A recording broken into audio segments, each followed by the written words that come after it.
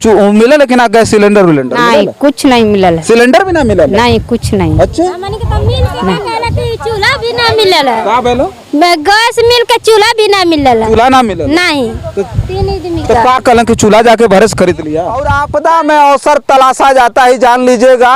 ये जो इनके मवेशियों के लिए भूसा आता है उसमें भी करप्शन होता है। इनके लिए जो राहत सामग्री आती है उसको भी बीच में लूट लिया जाता है। इस बात को महसूस कर रहा हूँ कि इतनी दुर्गंध आती होगी कि महीनों भर इनको किसी तरह से उसी कीचड़ में बिताना पड़ता होगा। तमाम जानवरों की जो है मरी हुई लाशें, सड़े गले मांस यहीं आकर के इनके घरों में टिक जाते होंगे। किस तरह से कितनी विभत्स और कितनी बुरी स्थिति बाढ़ के बाद इनके समक्ष होती होगी। साथियों नमस्कार, मैं हूं रजनीश और आप देख रहे हैं जनादर्श भारत। साथियों बाढ़ग्रस्त इलाके में हूं, जनपद गाजीपुर में हूं और इस समय जो है गंगा का जलस्तर लगातार बढ़ता हुआ नजर आ रहा है। और देखिए कितना जलस्तर बढ़ता है ये तो आने वाला समय बताएगा, लेकिन लगातार हमारी जो नज़रें हैं बाढ़ग्रस्त इलाकों में है, क्योंकि कटान बहुत तेजी से शुरू हो गई है और लोगों के घरों में पानी जो है घुसना शुरू हो गया है। क्योंकि अब कुछ ही समय में पता नहीं पानी कहां तक जाएगा, अब ये तो हम नहीं बता पाएंगे, लेकिन अब दिखा रहे हैं कि बिल्कुल अब ये देख रहे हैं सामने, इसको गंगा मत समझ लीजिएगा। गंगा के किनारे की वो भूमि है जिस पर ये लोग खेतियां करते हैं। थोड़ा सा जूम करके कैमरा दिखाइए, वहाँ कुछ लोग हैं, वो पूरा घेरा लगा हुआ, ये सब खेत है और खेती इनकी पूरी की पूरी तरह से डूब गई है और तबाह हो चुकी है।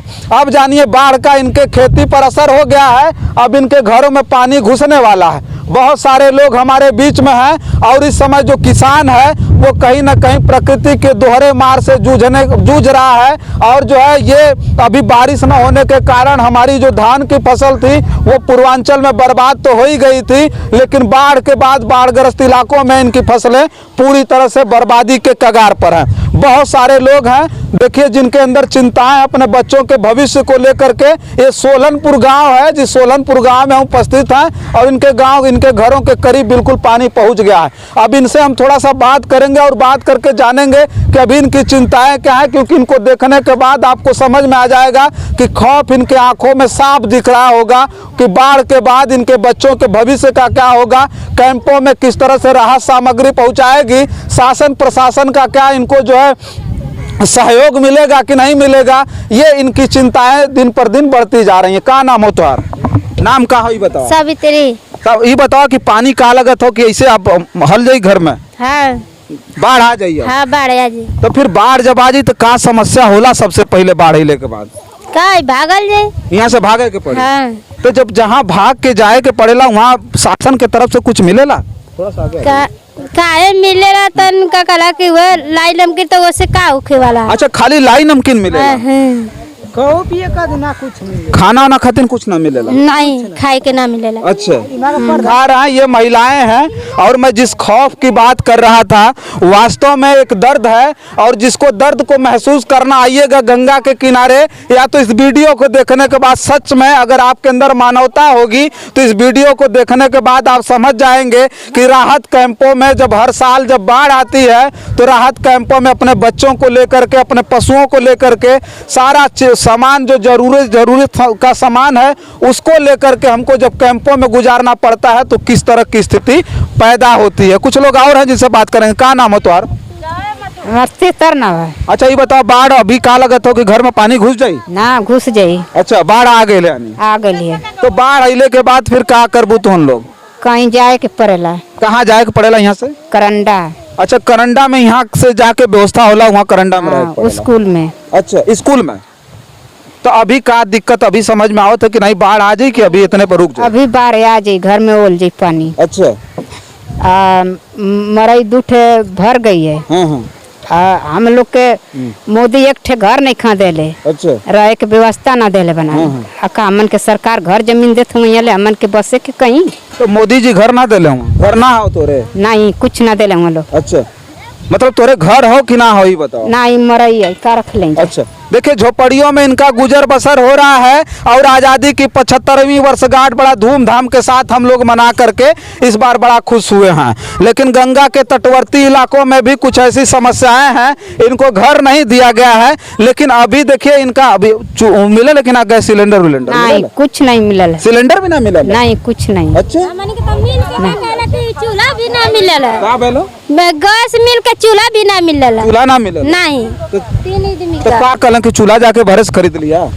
कई बार का कला फोन लगावत है जा उ कतो याद देव काल देव इधर तड़कावत रहथबो। अच्छा हाँ अभी देखिए इनकी झोपड़ियां गंगा में बिल्कुल डूब गई हैं। थोड़ा सा एक बार दिखाइए कि इनकी जो झोपड़ियां हैं गंगा में डूब गई हैं। और जहां ये रहने के लिए बनाए थे वो भी रहने के लिए ही बनाए थे, चूंकि इनकी खेतियां थी और उसमें वो तमाम जानवरों से अपनी खेती बचाने के लिए, अपनी फसल बचाने के लिए उसमें वो रहते थे। लेकिन अब वो सब डूब गया है। जो ऊंचाई पर जो इनकी झोपड़ियां लगी हुई हैं वो भी डूबने की कगार पर हैं। अब जाओ अभी तक न आवास मिला है, न इनको गैस मिला है, गैस सिलेंडर भी नहीं मिला है। और कुछ लोगों को इत्तेफाक से गैस सिलेंडर मिल भी गया है तो आज भी ये चूल्हा के लिए दर दर भटक रहे, इनको चूल्हा उल्हा नहीं मिला है। एक बुजुर्ग महिला है और बहुत वर्षों से ये सब देख रही होंगी, थोड़ा सा इनसे बात करेंगे। रुका रुका रुका भागा मत।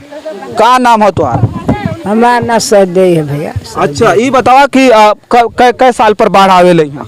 हाँ परियो आइल है, असो आइल है, परियो आइलो लसो आइल न रे बहन। हाँ परियो भागल ना कंडा स्कूलवा में बच्चा। तो कितना दिक्कत होला माता जी? दिक्कत तो बहुते बा, तो का करी लाल दिक्कत होके का करी। अच्छा दरिया के किनारे दिक्कतें होके का करी। हाँ जब गंगा के किनारे रहे के बाद हर साले बाढ़ आवे के, सरकार के तरफ से कोनो मदद उदद मिलेला कि ना? ए लाल हो जाए आदमी तो अथु अथु मिलेला हई लाई हई अथु किसान उसान थोड़ी झोरा ओरा में मिल जाला। हाँ वो मिलेला। देखिए राहत सामग्रियां जो मिलती हैं वो मतलब इनके लिए पर्याप्त नहीं है। एक चीज बता दें, लाई और जो है नमकीन और समाज सेवा की बात करने वाले तमाम जनप्रतिनिधि हैं, समाज सेवा के नाम पर तो केवल चुनाव में आते हैं और बड़े बड़े वादे इनके बीच में करके जाते हैं कि भैया हमको वोट दीजिएगा और हमको सत्ता में पहुंचाइए, हमको विधायक और सांसद बनाइए। लेकिन प्रतिनिधि बनने के बाद ये केवल दिखावा करते हैं और कुछ करने उड़ने वाले है नहीं। और आपदा में अवसर तलाशा जाता है, जान लीजिएगा।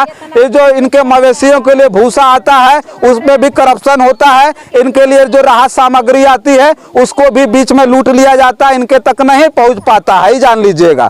अब अलर्ट जारी होगा कब? जब पूरी तरह से पानी इनके घरों में फैल जाएगा, चारों तरफ जलमग्न हो जाएगा, तब इनको अलर्ट आएगा कि भैया घर छोड़ करके भागिए, चलिए तंबू में रहना है, इस विद्यालय में रहना है। और वहाँ लाई और नमकीन इनको दे दिया जाएगा कि खाइए और किसी तरह से दिन काटिए। जब गंगा का जल स्तर घटेगा, जब गंगा की बाढ़ खत्म हो जाएगी तो ये लोग जब अपने घरों में आएंगे तो पूरी तरह से देखेंगे कीचड़ों से भरा पड़ा होता है। इतनी ज्यादा दुर्गंध आती है, इतनी ज्यादा दुर्गंध आती होगी क्योंकि हमने उसको महसूस नहीं किया है। लेकिन यहाँ आने के बाद मैं इस बात को महसूस कर रहा हूँ कि इतनी दुर्गंध आती होगी कि महीनों भर इनको किसी तरह से उसी कीचड़ में बिताना पड़ता होगा। तमाम जानवरों की जो है मरी हुई लाशें, सड़े गले मांस यहीं आकर के इनके घरों में टिक जाते होंगे।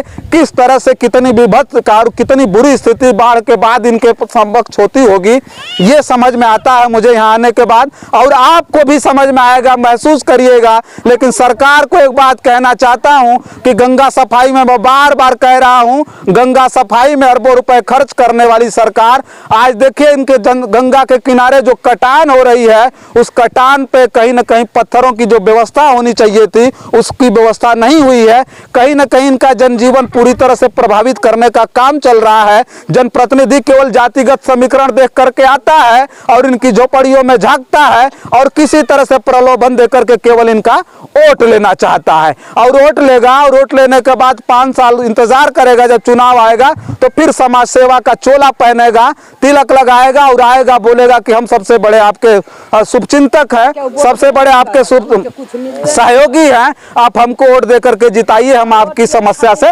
निजात दिलाएंगे। लेकिन आइएगा यहाँ देखिएगा, जिन रोडों से लोग चलते हैं ना, अगर बारिश हो जाए तो उस पर पैदल चलना मुश्किल है। लोग किस तरह से गाड़ियों से जाते होंगे, साइकिलों से जाते होंगे, ये मुझे पता नहीं है। लेकिन अब दिखा रहे थे गंगा के किनारे तमाम मछुआ समाज, मल्लाह समाज, बिंद केवट समाज ही बसता है, लेकिन इनके पास संचित भूमि नहीं है जिस पर खेती करेंगे। ये दूसरे की खेतियों में बेगारी करते हैं, रेगा पर खेती करते हैं, अधिया पर खेती करते हैं। आज इनकी स्थिति ये है। गंगा के किनारे में चले जाइएगा, गंगा के कछार की बात करें तो मछुआ समाज रहता है, केवट समाज रहता है, मल्लाह बिंद रहते हैं, लेकिन उनके पास संचित भूमि नहीं है। लेकिन इस तरह की व्यवस्था आज़ादी के 75 साल बाद भी देखने के बाद मुझे समझ में आता है कि कहीं देश की आज़ादी अधूरी तो नहीं है। अगर अधूरी है तो इन्हीं लोगों के लिए अधूरी है। आखिर आज़ादी का जश्न किसके लिए मना रहे हैं, किसके लिए मनाते रहे हैं, ये मुझे पता नहीं है। लेकिन आने वाले समय में उसी आज़ादी की जंग इनको खड़ा होकर के इनकी पीढ़ियां लड़ेंगी, तब जाकर के ये आज़ाद होंगे। कब ऐसा होगा ये तो आने वाला वक्त बताएगा। तब तक के लिए देखते रहिए जनादर्श भारत। मैं हूं रजनीश, बहुत बहुत धन्यवाद।